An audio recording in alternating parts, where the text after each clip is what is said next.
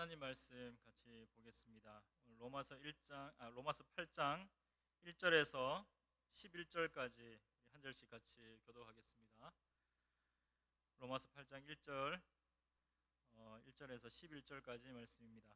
그러므로 이제 그리스도 예수 안에 있는 자에게는 결코 정죄함이 없나니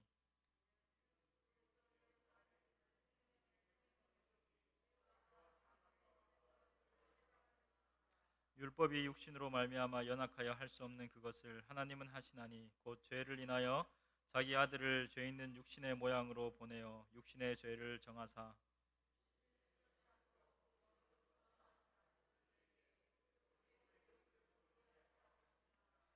육신을 쫓는 자는 육신의 일을, 영을 쫓는 자는 영의 일을 생각하나니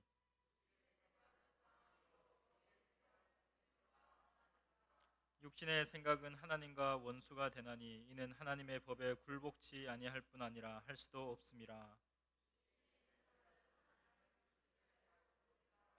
만일 너희 속에 하나님의 영이 거하시면 너희가 육신에 있지 아니하고 영에 있나니 누구든지 그리스도의 영이 없으면 그리스도의 사람이 아니라.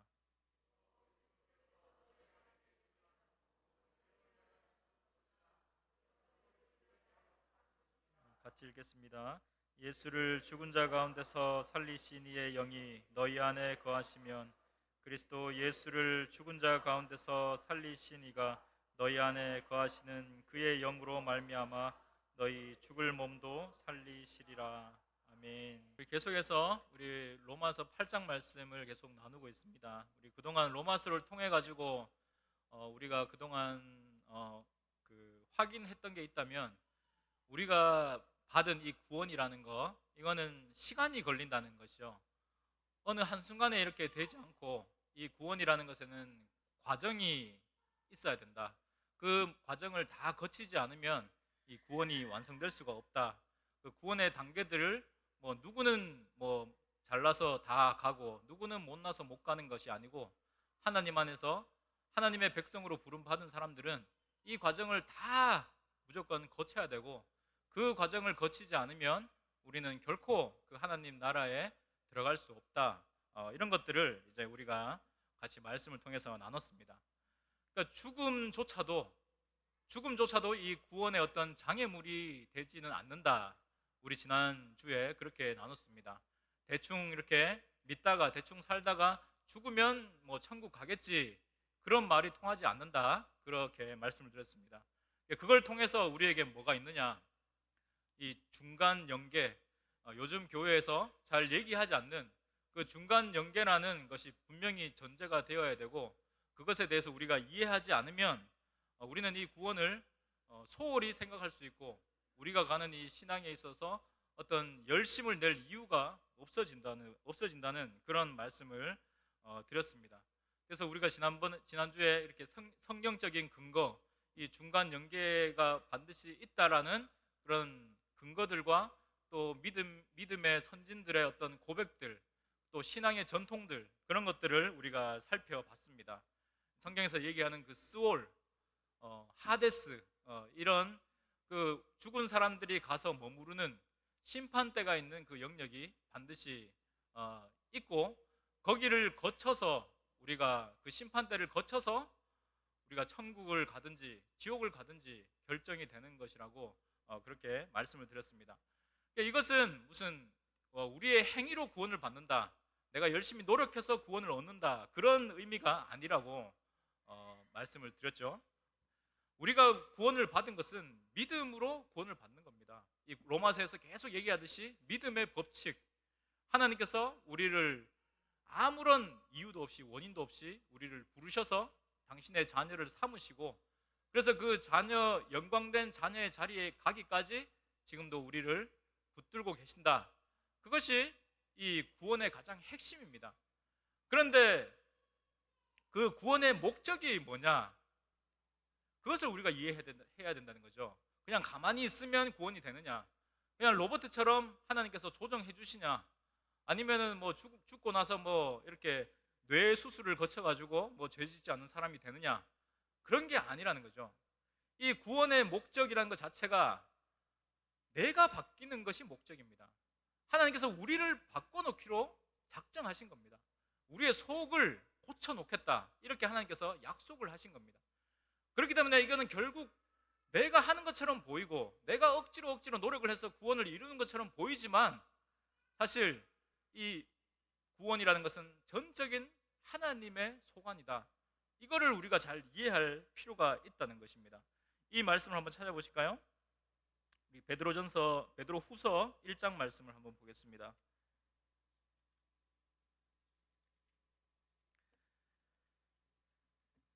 베드로후서 1장 3절부터 보시면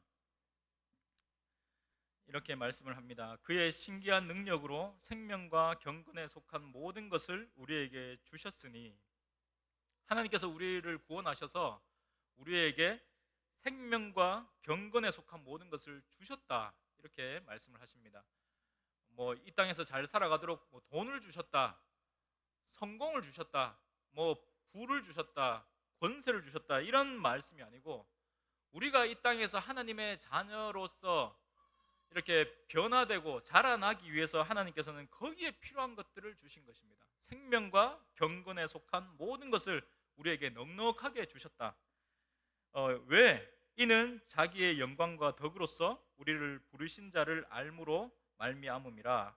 이로써 그 보배롭고 지극히 큰 약속을 우리에게 주사, 이 약속으로 말미암아 너희로 정욕을 인하여 세상에서 썩어질 것을 피하여 신의 성품에 참여하는 자가 되게 하려 하셨으니, 하나님의 그 분명한 목적이 무엇이냐? 신의 성품에 참여하는 자, 우리로 하여금 하나님의 성품을 닮은 자, 하나님의 자녀, 하나님의 그 영광을 이해하고 알고 영광을 비추는 자, 그런 자로 삼기 위해서, 그래서 에베소서에서는 너희로 영광의 찬송이 되기까지 그런 말씀을 계속해서 반복을 하고 있죠.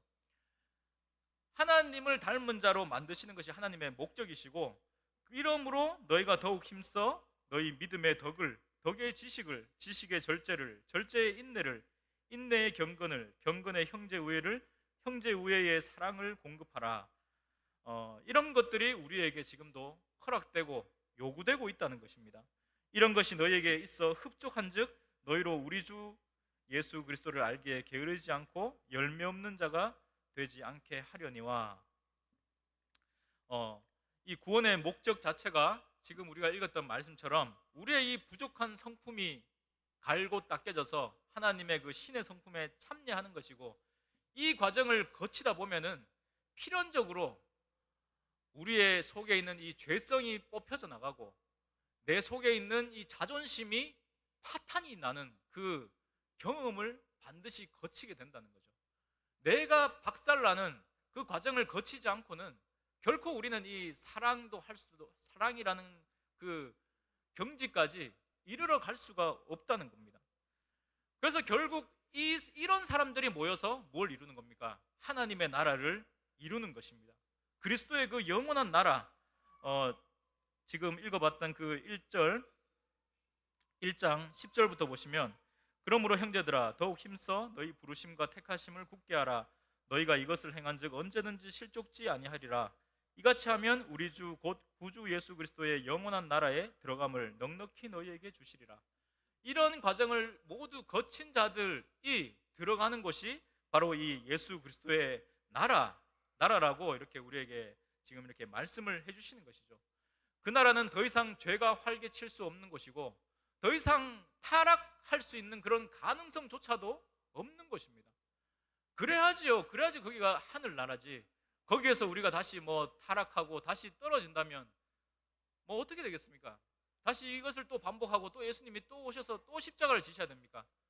그런 일은 없다는 것이죠. 그러니까 이 목적을, 우리가 예수를 믿은 목적을 분명하게 하셔야 되고, 그 목표 지점이 어딘지 우리가 다시 한번 마음속으로 확정을 하셔야 됩니다. 그렇기 때문에 우리가 이 중간 연계에 대해서 이야기를 할 수밖에 없고, 예수를 믿었는데 그렇다면은 이 과정을 다 거치지 못하고 이 신앙의 단계들을 다 거치지 못하고 죽으면 어떻게 되나, 그런 질문이 있을 수가 있잖아요. 우리 지난주에 그런 말씀은 좀 못 드렸던 것 같은데, 예수를 믿고 온전히 내 속에 있는 죄의 문제들을 다 해결하지 못하고 죽었을 때 그러면은 뭐 그 천국에 못 간다고 했는데, 어떤 중간 영계에 들어간다고 했는데, 그러면 거기에서 어떤 일이 벌어질 것인가? 그러면 예수를 믿지 않고 죽은 사람은 또 어디로 갈 것인가? 이런 이제 질문들이 있을 수가 있습니다. 그 중간 영계에는 그 중간층이 있고, 또 거기 상부층이 있고, 또 이렇게 하부층, 이렇게 거기에도 이런 단계들이 있습니다. 그래서 우리가 예수를 믿고 우리 속에 이제 예수의 피로 의해 가지고 새롭게 거듭난 성도들은 그 중간 영역에 가서 자기가 죽었음을 깨닫고, 아, 그렇다면 내가 하나님께로 나아가야지, 내 속에 예수의 피가 있고 내가 선한 것을 갈구하기 때문에 하나님께로 나아가야지라는 마음이 뭐 계속해서 들게 되는 거고, 그 자기의 마음을 따라서 올라가다 보면은 그 중간 영계의 상층으로 올라가게 되는 겁니다. 거기에서 이 땅에서 미처 다 해결하지 못하고 다 뽑아내지 못했던 내 마음속에 있던 그 죄의 문제들, 우리가 로마서 7장에서 봤었던 그 죄의 법칙들, 그 문제들을 거기에서 연단을 거쳐서 다 정화해내지 않으면 우리가 그 다음 단계로 올라갈 수가 없다는 거죠. 이것을 가톨릭에서는 연옥이라는 말로 표현을 했고, 또 여러분들 예전에 그 단테의 신곡이라는 그 책을 보셨는지 모르겠지만, 그 단테의 신곡이라는 책에 보면은 여기를 정죄의 산이다 이렇게 표현을 합니다. 그러니까 죄를 정화시키는 어떤 산이 있다, 이렇게 거기에는 나오고 있습니다. 그러니까 계속해서 이렇게 말씀을 드리지만, 이것은 뭐 우리의 행위로 천국에 간다, 우리의 행위로 구원을 받는다, 내 노력으로 죄를 없앤다, 그런 말씀을 드리는 게 전혀 아닌 것입니다.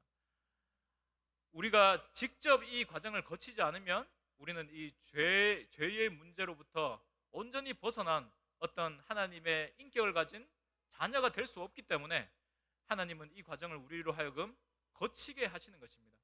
그래서 결국 그 죄의 할례를 받고 나서야 우리는 그 낙원이라는 곳에 들어가서 이제 천국을 준비하게 되는 거죠.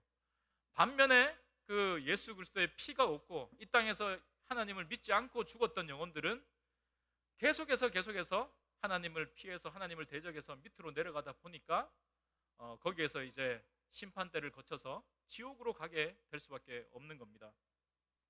우리가 수도원에서 예배를 드리면서 이런 얘기들을 많이 들으셨을 거지만, 다시 한번 이렇게 말씀을 드리는 것은 뭐 혹시나 여기에 대해서 아직까지 들어보지 못하신 분들이라든지 또는 여기 수도원에서 얘기하는 어떤 진리의 말씀들에 대해서 조금 어떤 의문이 있으신 분들이라든지, 그런 분들을 위해서 지금 이렇게 또한 한 번 더 말씀을 드리는 겁니다.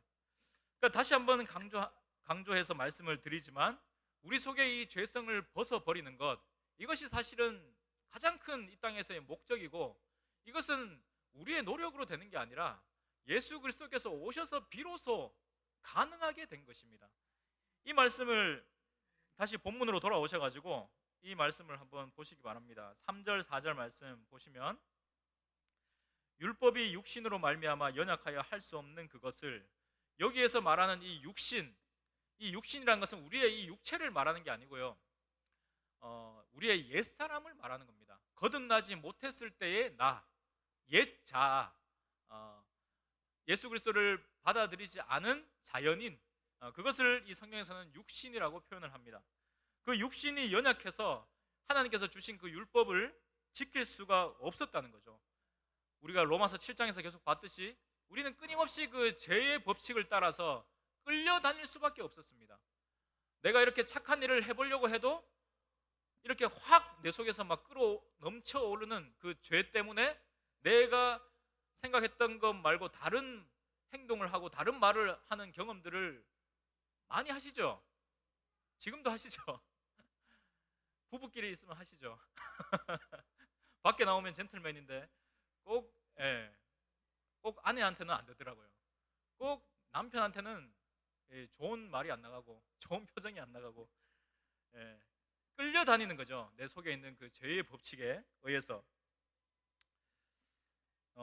여기 계속 보시기 바랍니다. 거기 보시면 곧 죄를 인하여 자기 아들을 죄 있는 육신의 모양으로 보내어 육신의 죄를 정하사. 그래서 하나님께서 이 우리들을 구원하시기 위해서 예수를 보내어 육신의 몸으로 보내셔서 우리의 이 죄를 정하게 하셨다. 4절에 보시면 육신을 쫓지 않고 그 영을 쫓아 행하는 우리에게 율법의 요구를 이루어지게 하려 하심이라. 그래서 예수를 믿는 사람들은 이제 이 육신을 쫓는 일에서 이제 벗어나서 이제 영을 쫓는 일, 이 영을 쫓는 일로 나아가는 것이 바로 이 예수를 믿고 가장 변화된 부분입니다. 가장 바뀌어진 부분입니다. 우리는 태어나서부터 자연스럽게 죄를 쫓아갈 수밖에 없는 존재들입니다. 우리가 계속해서 성경에서 말하듯이 육체의 정욕, 내 몸의 쾌락, 또 눈의 정욕, 안목의 정욕, 내 눈에 보기 좋은 것, 내가 가지고 싶은 것, 내가 하고 싶은 것, 누려보고 싶은 것, 또 뭐가 있습니까? 이생의 자랑, 이 땅에서 내가 한번 이렇게 사람들 앞에 젠체해보고 싶은 것, 사람들 앞에서 인정받고 싶은 것, 그런 것들을 위해서만 살아가도록 그렇게 태어나면서부터 우리 몸은 프로그램이 되어 있다는 거죠. 누구도 여기에서 벗어날 사람은 없습니다. 아무리 뭐 착한 사람도, 아무리 뭐 많이 배운 사람도, 많이 가진 사람도 다 누구나 다 육신의 정욕 아니면 이생의 자랑, 안목의 정욕, 여기에서 뭐 벗어나서 다른 것을 추구하는 인간은 없습니다. 다 자기를 위해서 살아가는 거죠. 그런데 여기에서 이제 우리가 구원을 받았다라는 겁니다. 여기에서 이제 우리가 벗어나서 이제 우리는 영을 쫓는 자로 하나님께서 만들기 원하셨는데, 그러기 위해서 필수적인 그 요건이 있습니다. 그 필수적인 요건이 뭐냐면 이 우리의 속을 뜯어 고쳐 놓는 겁니다. 이 속이 이미 죄 때문에 오염돼 있고 타락돼 있고 완전히 무능하고 전적으로 하나님을 바라볼 수 없는 그런 비참한 처지에 있기 때문에 이 우리의 속을 뜯어 고쳐놓지 않으면 우리는 하나님을 찾을 수도 없고 볼 수도 없고 따라갈 수도 없는 그런 상황인 것이죠. 이 말씀을 한번 찾아보겠습니다. 우리 히브리서 8장 말씀 한번 보시겠습니다.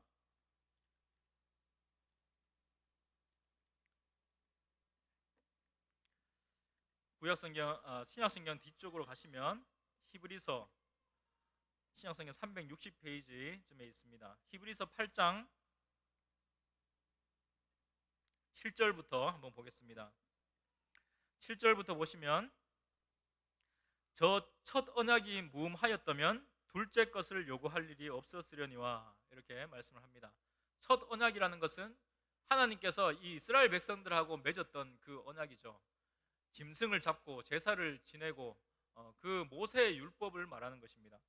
근데 그것이 뭐 무음하고 이것으로 사람들이 다 구원을 받을 수 있는 것이었다면 예수님이 올 필요가 없었다, 그런 말씀을 하는 겁니다. 8절 말씀 보시면 저희를 허물하여 일렀으되 주께서 가라사대 볼지어다 날이 이르리니 내가 이스라엘 집과 유다 집으로 새 언약을 세우리라. 이 예레미야 31장에 나오는 말씀이죠. 하나님께서 이제 새 언약을 주시겠다. 옛날에 그것이 실패해서 새 언약을 주시는 게 아니고 그것은 이제 장차 올 것의 그림자에 불과했습니다. 장차 올 것을 이제 사람들에게 완전하게 그 모양을 설명해주고 확인시켜 주시려고 이 모형적으로 이 첫 언약을 주신 것이죠. 9절에 보시면 또 주께서 가라사대 내가 저희 열조들의 손을 잡고 애굽 땅에서 인도하여 내던 날에 저희와 세운 언약과 같지 아니하도다. 이것이 첫 언약입니다. 저희는 내 언약 안에 머물러 있지 아니하므로 내가 저희를 돌아보지 아니하였노라. 또 주께서 가라사대 그날 후에 내가 이스라엘 집으로 세울 언약이 이것이니 내 법을 저희 생각에 두고 저희 마음에 이것을 기록하리라. 나는 저희에게 하나님이 되고 저희는 내게 백성이 되리라. 하나님의 그 첫 언약도 그렇고 새 언약도 그렇고 하나님의 그 목적은 분명한 것입니다. 뭐냐면 나는 너희의 하나님이 되겠다. 그리고 너는 내 백성이 되라. 근데 이것이 첫 언약에서는 불가능했습니다. 그래서 그들은 하나님을 계속해서 떠나고 배반했죠. 왜 그러냐면 그들의 속이 문제였다는 것이죠. 속이 썩어 있었고 예레미야 말씀처럼 이 사람의 속이 심히 부패했다. 만물보다 더 거짓되다. 그런 우리의 사람의 속이기 때문에 우리는 이 하나님의 언약을 지킬 수 없다는 것을 이 첫 언약을 통해서 우리가 확인을 한 것이고, 하나님이 이 두 번째 새 언약을 통해서 이제 우리에게 하실 일은 뭐냐면, 이제 내가 나의 법을 너의 마음에 새기겠다. 내 말을 이제 네 마음 가운데 두겠다. 너의 마음을 내가 뜯어 고치겠다. 이것이 새 언약의 그 가장 핵심되는 부분이라는 것입니다. 그래서 이 말씀을 한번 찾아보실까요? 우리 예레미야 그 9장 말씀 한번 보겠습니다. 이사야 다음에 예레미야가 있죠. 예레미야 9장 25절, 26절, 구약성경 1066페이지 같이 한 목소리로 한번 읽어보겠습니다. 시작. 여호와께서 말씀하시되 날이 이르면 할례 받은 자와 할례 받지 못한 자를 내가 다 벌하리니 곧 애굽과 유다와 에돔과 암몬 자손과 모압과 및 광야에 거하는 그 머리털을 모지게 깎은 자들에게라. 대저 열방은 할례를 받지 못하였고 이스라엘은 마음에 할례를 받지 못하였느니라 하셨느니라. 아멘. 이 할례에 대해서는 예전에 그 아브라함 이야기를 하면서 같이 말씀을 나눴습니다. 그리고 이 할례가 지금 이제 우리에게 와서 우리 속에서 역사하는 이 죄의 법칙을 온전히 그 잘라내고 뿌리 뽑혀지는 것. 그러니까 우리 마음이 이렇게 어떤 대수술이 일어나는 것이죠. 그것을 성경에서는 마음의 할례라고 표현을 하고 있고, 구약에서도 계속해서 너희의 마음의 할례를 받아라, 마음 가죽을 베어라, 이스라엘은 마음의 할례를 받지 못했다, 이렇게 계속해서 말씀을 합니다. 그것이 이제 예수님이 오셔서 이제 비로소 가능하게 된 것을 이 히브리서에서는 말씀을 합니다. 다시 히브리서 9장 말씀을 한번 보겠습니다. 히브리서 9장 1절부터 보시면 이제 그 여러 가지 성소를 설명을 하고 이 옛날 그 제사를 가져와서 다시 한번 이렇게 예수님께서 어떻게 이것을 이루셨는지 설명을 하는데, 지금 다 이것을 설명할 시간은 없을 것 같습니다. 개략적으로 말씀을 드리면, 우리가 아는 그 장막, 그 광야에 있었던 그 장막도 그렇고, 나중에 그 솔로몬 성전도 그렇고, 거기에는 뜰이 있습니다. 그 뜰에는 번제단이 있고, 거기에서 짐승을 잡고 거기에 물두멍에서 씻기도 하고, 짐승을 씻기도 하고, 자기도 씻기도 하고, 그런 이제 뜰이 있고, 그리고 이제 그 성전 안에는 그 성소 안에는 방이 두 개가 있는데, 그 한 방은 성소, 그리고 거기에 이제 커튼으로 휘장을 치고 그 안에 또 다른 방이 있는데 거기가 지성소라고 불려집니다. 거룩한 곳, 그리고 거기는 더 거룩한 곳이죠. 그런데 거기에 있는 것들이 여기 이제 쭉 이렇게 기록이 되어 있고, 5절부터 보시면 이것들에 관하여는 이제 낱낱이 말할 수 없노라. 왜냐하면 이것은 이미 구약에서 이미 자세히 설명하고 있으니까 거기를 참고해라, 이런 뜻입니다. 우리가 평상시에도 이렇게 많이 말씀을 들으셨을 테니까 다음에 또 기회가 있을 때 이 부분에 대해서는 다시 한번 말씀을 드리겠습니다. 6절에 보시면 이 모든 것을 이같이 예비하였으니 제사장들이 항상 첫 장막에 들어가 섬기는 예를 행하고, 이 첫 장막은 아까 말씀드린 그 성소입니다. 성소. 거기에는 이제 그 진설병, 항상 이렇게 하나님 앞에 진설하도록 되어 있는 그 떡상이 있고, 거기에 이제 제사장들이 들어가서 매일매일 예배를 드리는 거죠. 그런데 그 휘장 안에 있는 그 거룩한 지성소, 거기에는 이 제사장이라 할지라도 함부로 못 들어가고, 보시면은 7절에 보시면 오직 둘째 장막은 대제사장이 홀로 1년 1차씩 들어가되 피 없이는 아니하나니 이 피는 자기와 백성의 허물을 위하여 드리는 것이라. 1년에 한 번 있는 그 속죄일, 그때 대제사장이 피를 가지고 들어가서 자기와 그 모든 백성을 위해서 여기에서 제사를 지냄으로써 그 이스라엘이라는 민족의 죄가 여기에서 이제 그 사함을 받게 되는 것이 구약의 제사였습니다. 근데 8절에 보시면 성령이 이로써 보이신 것은 첫 장막이 서 있을 동안에 성소에 들어가는 길이 아직 나타나지 아니한 것이라. 성령이 우리에게 가르쳐 주시는 것은 뭐냐? 이렇게 옛날 그 성전이 있을 때는 그 아무도 여기에 들어갈 수가 없는 거죠. 제사장 외에는. 그리고 그 대제사장이 1년에 한 번 들어가는 그날 외에는 누구도 여기에는 들어갈 수 있는 자격이 없습니다. 들어가는 순간 거기서 다 죽게 되는 겁니다. 그런데 이것이 뭐냐? 9절에 보시면 이 장막은 현재까지의 비운이 이에 의지하여 드리는 예물과 제사가 섬기는 자로 그 양심상으로 온전케 할 수 없나니. 무슨 말씀인지 아시겠습니까? 옛날에 그 첫 제사, 첫 언약으로는 우리의 속이 깨끗해지지는 않는다는 겁니다. 짐승을 잡아서 아무리 죄를 용서를 받아도 여전히 우리 속이 썩어 있고 부패가 되고 있고, 여기에서는 뭔가 선을 쫓아갈 아무런 그런 능력이 나오지가 않는다는 것이죠. 그렇기 때문에 불가불 예수님이 오셔야 되고, 예수님께서 이 그 두 번째 언약으로 첫 번째 언약을 개혁하지 않으면 우리의 속을 고쳐놓겠다는 하나님의 이 목적이 이루어지지가 않는 것이죠. 그래서 10절에 보시면 이런 것은 먹고 마시는 것과 여러 가지 씻는 것과 함께 육체의 예법만 되어 개혁할 때까지 맡겨둔 것이라. 예수님께서 오셔가지고 이 모든 제사의 법을 새롭게 개혁할 때까지 이 불완전한 구약의 제사가 이렇게 지금까지 쭉 이어져 내려왔다. 이렇게 이제 말씀을 하는 겁니다. 그리고 이제 예수님께서 오셔서 어떻게 하셨습니까? 십자가를 통해서 이제 진정한 그 속죄의 제사를 드리셨고, 이 새 언약을 성취하신 것입니다. 오늘 이 히브리서에서 말씀하셨던 이 새 언약, 우리의 속을 고쳐놓겠다고 하시는 이 새로운 언약을 예수님께서 성취하셨죠. 이 다음 장 히브리서 10장 말씀을 한번 보실까요? 히브리서 10장 보시기 전에 그 11절부터 한번 보겠습니다. 11절 9장 11절부터 보시면 그리스도께서 장래 좋은 일의 대제사장으로 오사 손으로 짓지 아니한 곧 이 창조에 속하지 아니한 더 크고 온전한 장막으로 말미암아 염소와 송아지의 피로 아니하고 오직 자기 피로 영원한 속죄를 이루사 단번에 성소에 들어가셨느니라. 지금 제가 이렇게 설명드린 부분입니다. 염소와 황소의 피와 및 암송아지의 죄로 부정한 자에게 뿌려 그 육체를 정결케 하여 거룩케 하거든 하물며 영원하신 성령으로 말미암아 흠없는 자기를 하나님께 드린 그리스도의 피가 어찌 너희 양심으로 죽은 행실에서 깨끗하게 하고 살아계신 하나님을 섬기게 못하겠느뇨.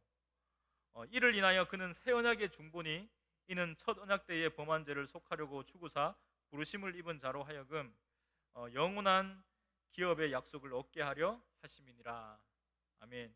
내용이 좀 딱딱하고 이 성경 자체도 좀 말이 어렵고 그렇죠. 그렇지만은 한번 자세히 생각해 보시면 지금 제가 말씀드린 그 부분입니다. 우리의 양심으로 깨끗게 할 수 없었던 그 옛날 언약, 그 첫 언약을 이제 예수님께서 오셔서 새롭게 하셨다. 그래서 비로소 이 새 언약이 이루어지고 우리의 이 속이, 양심이 이제 고쳐지는 그 새로운 역사가 일어났다. 그런 말씀입니다. 그래서 이 10장, 히브리서 10장 19절부터 보시면 이렇게 말씀을 하죠. 19절부터 보시면 그러므로 형제들아 우리가 예수의 피를 힘입어 성소에 들어갈 담력을 얻었나니 그 길은 우리를 위하여 휘장 가운데로 열어놓으신 새롭고 산 길이요 휘장은 곧 저의 육체니라. 이렇게 말씀을 합니다.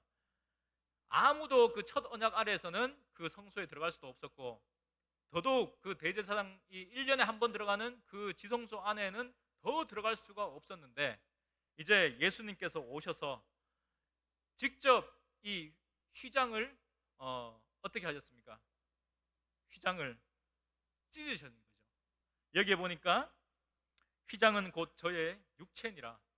예수님께서 그 육체를 찢으시는 그 십자가의 그 제사를 통해서 아무도 들어갈 수 없었던 그 지성소의 문이 이제 열려진 것입니다.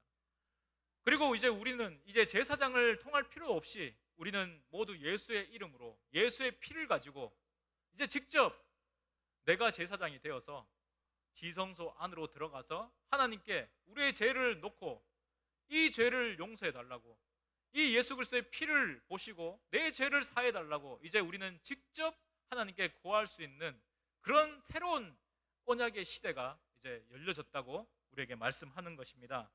21절 보시면 그래서 또 하나님의 집 다스리는 큰 제사장이 계심에 우리가 마음의 뿌림을 받아 양심의 악을 깨닫고 몸을 맑은 물로 씻었으니 참 마음과 온전한 믿음으로 하나님께 나아가자. 아멘. 아까 말씀드렸듯이 이 죄로부터 우리가 벗어나는 것, 이거는 예수가 없이는 되지가 않는 일입니다. 인간의 노력으로 되지 않고 아무리 인간이 힘을 쓰고 돌을 닦아서 여기에 갈 수 있는 곳이 아닌 거죠.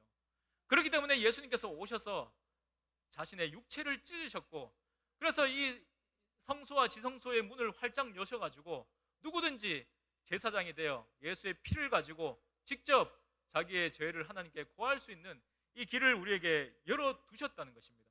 그리고 이것을 통해서 무엇이 일어나는가? 비로소 이제 우리의 속이 고쳐지기 시작하는 겁니다. 우리의 양심이 고쳐지기 시작하는 겁니다.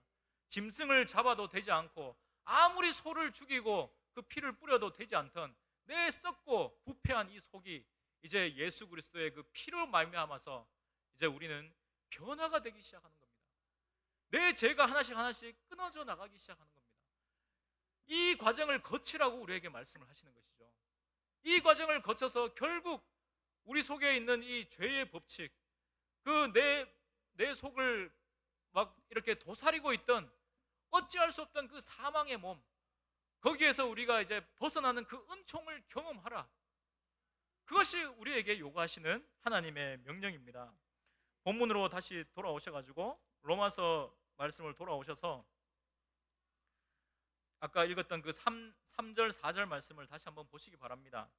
3절 4절 율법이 육신으로 말미암아 연약하여 할 수 없는 그것을 하나님은 하시나니 곧 죄를 인하여 자기 아들을 죄 있는 육신의 모양으로 보내어 육신의 죄를 정하사 육신을 쫓지 않고 그 영을 쫓아 행하는 우리에게 율법의 요구를 이루어지게 하려 하심이라. 아멘. 이 말씀이 이제 이해가 좀 되셔야 됩니다. 구원을 받았다는 것은 그냥 예수 믿어요, 교회 오늘 갔어요, 그런 게 아니고 내 삶 가운데서 육신을 쫓지 않고 영을 쫓는 이 싸움이 내 속에 있는가, 그거를 확인하셔야 된다는 겁니다.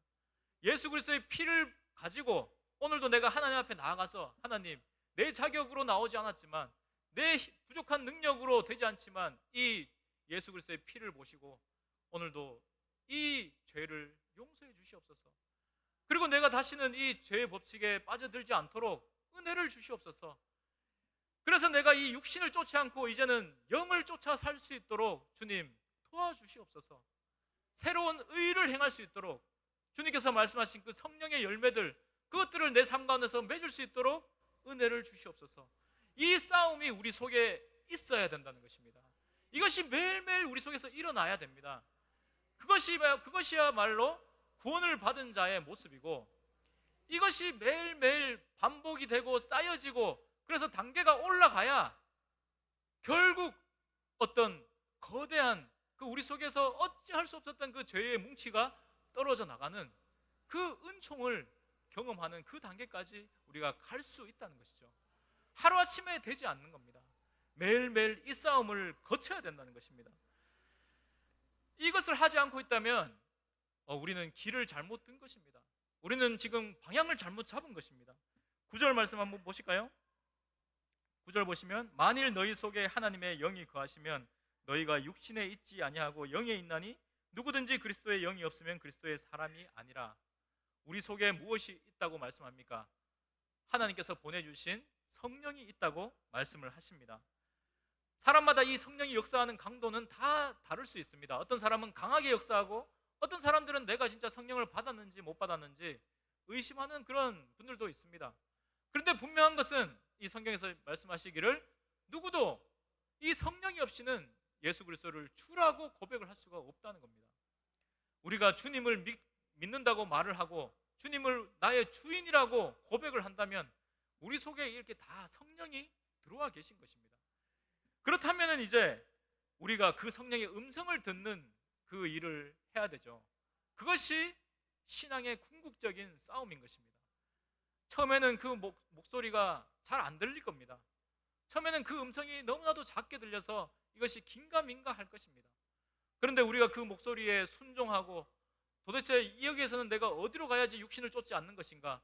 여기에서는 어떻게 해야지 영을 쫓는 것인가? 우리가 고민하고 기도하고 말씀을 통해서 그것을 확정하려고 노력한다면 그 목소리는 조금씩 더 분명하게 들려올 겁니다. 그 세밀하게 들리던 목소리들이 조금 더 명확하게 들려질 것입니다. 아, 하나님의 길이 분명하게 보여질 것입니다. 점점 내 마음속에 밝은 빛이 비춰질 것입니다. 그동안은 어두웠게만 보였던 내 인생이 빛이 저기 있구나, 빛이 저기에서 비치는구나, 저쪽으로 가야 되는구나, 이것이 점점 명확하게 열려질 것입니다. 그것이 지금 제대로 가고 있고 구원을 받은 자의 모습이라는 것이죠. 이 과정을 거쳐서 우리에게 이 정말 생명의 성령의 법이 우리를 정말 다스리고 통치하는 그 놀라운 장면까지 우리를 인도해 나가시는 것이 이 성령의 요구이시고 하나님의 그 소원이십니다. 죄가 없는 하나님의 자녀들을 만드시려는 것이죠. 그래서 우리 속에 정말 오늘도 그 성령으로 말미암아 9가지의 그 성령의 열매들이 맺어지고 있는가? 그 사랑과 희락과 화평과 오래 참음과 또 뭐죠? 자비와 양성과 충성과 온유와 절제. 네. 잘하시네요. 이불로 그렇게 했습니다. 이것들이 맺어져야 되는 거죠. 이것들이 맺어지지 않으면 육신을 쫓고 있는 것입니다. 육신을 쫓아가고 있는 겁니다.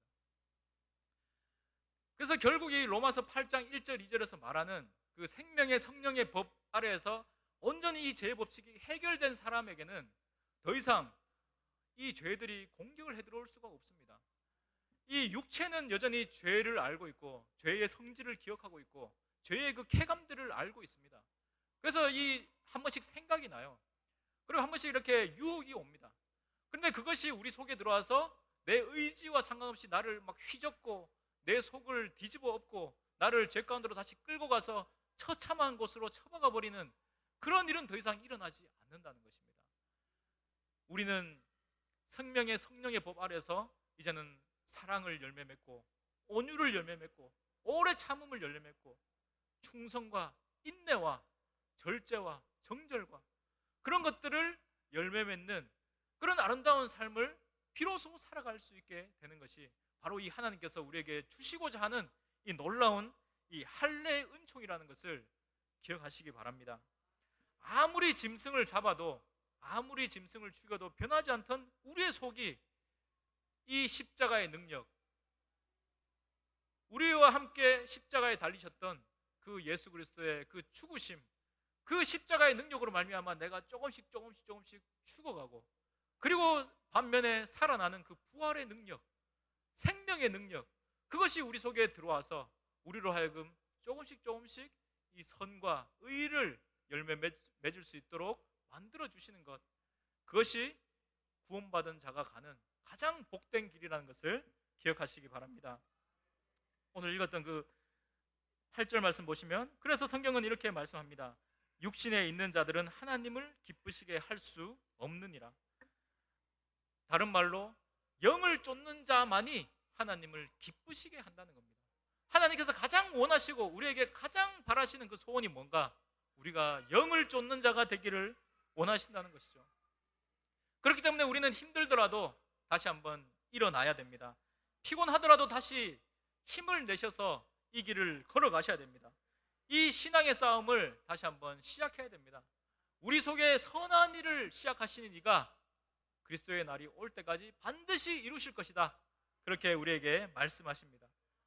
우리 혼자 걸어가는 것이 아니라 우리 속에 성령이 계십니다. 성령이 지금도 우리에게 참으로 말씀하고 계시고 우리를 이끌어가고 계십니다. 이 8장 26절 말씀 우리 한번 읽어보실까요? 26절 27절 시작. 이와 같이 성령도 우리 연약함을 도우시나니 우리가 마땅히 빌 바를 알지 못하나 오직 성령이 말할 수 없는 탄식으로 우리를 위하여 친히 간구하시느니라. 마음을 감찰하시는 이가 성령의 생각을 아시나니 이는 성령이 하나님의 뜻대로 성도를 위하여 간구하심이니라. 아멘. 이 싸움은 혼자 가는 외로운 싸움이 아니고 지금도 우리에게 보내주신 그 성령이 탄식하기까지 우리를 위하여서 기도하시고 간구하시고 하나님 아버지께서 그 기도를 들으셔서 우리를 이끌어 가시는 그 놀라운 영광의 길이라는 것을 기억하시기 바랍니다. 우리는 하나님의 자녀들입니다. 이 14절 15절 한번 읽어보실까요? 14절 15절 같이 시작. 무릇 하나님의 영으로 인도함을 받는 그들은 곧 하나님의 아들이라. 너희는 다시 무서워하는 종의 영을 받지 아니하였고 양자의 영을 받았으므로 아바 아버지라 부르짖느니라. 아멘. 우리는 하나님의 자녀들이고 하나님의 영에 의해서 우리는 인도함을 받고 있다고 오늘 말씀을 하십니다. 결국 우리는 모든 것이 합력하여서 선을 이루는 그 하나님의 그 놀라우신 구원의 그 경륜 아래 마침내 흠도 없고 점도 없고 아무런 부족함이 없는 그 하나님의 아들로, 하나님의 딸로 그렇게 우리는 거듭나게 될 것입니다. 하나님께서 우리의 편을 든다고 말씀하십니다. 우리를 혼내시려고 이렇게 힘들게 골탕 먹이는 그런 신앙생활을 하도록 하려고 우리를 부르신 게 아닙니다. 우리는 지금 신앙생활하는 게 힘들고 어렵고 참 이걸 왜 해야 되냐, 왜 세상 사람들하고 상관없는 이런 불필요한 고민을 해야 되냐, 이렇게 생각될 때가 많지만 전혀 아닙니다. 하나님께서 우리에게 정말 상상도 못할, 우리가 생각지도 못했던 그 좋은 것들을 주시려고 지금 우리를 인도하고 계신다는 그 사실을 우리가 이해하셔야 됩니다. 그것을 믿음으로 붙잡으셔야 됩니다. 그것을 위해서 하나님께서는 그 아들을 보내시면서까지 우리를 구원하셨다는 것입니다. 우리를 괴롭히고 탈락시키고 그래서 한번 잘하는 사람 보자, 못하는 사람 보자, 이런 식으로 우리를 구원하신 게 절대 아니라는 것이죠. 그 한 사람이라도 건져내시려고, 그 한 사람이라도 그 영광된 자리로 이끌어 오시려고 하나님은 지금도 애타는 마음으로 지금도 우리를 부르고 계신다는 것을 이 말씀을 통해서 우리가 이해하셨으면 좋겠습니다. 마지막으로 31절 32절 한번 같이 읽어보겠습니다. 같이 읽겠습니다. 시작. 그런즉 이 일에 대하여 우리가 무슨 말 하리요? 만일 하나님이 우리를 위하시면 누가 우리를 대적하리요? 자기 아들을 아끼지 아니하시고 우리 모든 사람을 위하여 내어주시니가 어찌 그 아들과 함께 모든 것을 우리에게 은사로 주지 아니하시겠느뇨? 아멘. 하나님이 우리를 위하신다고 말씀하십니다. 누가 우리를 대적하겠느냐? 너희는 하나님의 편이다. 하나님께서 지금 너희를 이끌어가고 계신다. 그 하나님께서 자기 아들도 아끼지 아니하셨는데 뭐가 더 이제 아깝겠느냐? 모든 것을 주시려고 지금 준비하고 계신다. 너희도 이제 일어나서 그 하나님께 나오라고 우리에게 말씀을 하십니다. 이 든든한 하나님 아버지를 다시 한번 붙잡으시기 바랍니다. 오늘 우리 신앙생활하는 이 하루가 보잘것없어 보일 수 있습니다. 도대체 돈도 안 되고 이득도 안 되고 이걸 내가 도대체 왜 해야 되나? 왜 이렇게 더운 날 교회 나와야 되나? 이런 불만이 있을 수 있죠. 신앙생활 하는데 하나님이 왜 안 돌아보아 주시나? 내 삶은 왜 이렇게 보잘것없나? 나는 왜 이 모양으로 태어났는가? 그렇지 않다는 것입니다. 그 보잘것없는 하루를 통해서 하나님은 지금도 우리를 흠없는 하나님의 자녀로 만들고 계신다는 것을 믿음으로 붙잡으시기 바랍니다. 그 의미 없이 지나가는 그 하루하루를 통해서 하나님은 우리 속에 있는 이 죄의 문제를 뿌리 뽑으시고 우리에게 참으로 이제는 기쁨과 그 행복이 가득한 그날을 준비하고 계신다는 것을 우리가 믿음으로 다시 한번 붙잡으시기 바랍니다. 그래서 결국 우리의 마음을 고쳐놓으시고 결국 우리는 그 하나님의 나라에서 하나님을 뵙게 될 것입니다. 그 부활의 소망을 다시 한번 붙잡으시고 오늘도 이 하나님의 영을 쫓아서 다시 한번 신앙생활에 정진하시는 우리 모두가 되시기를 주님의 이름으로 축복합니다.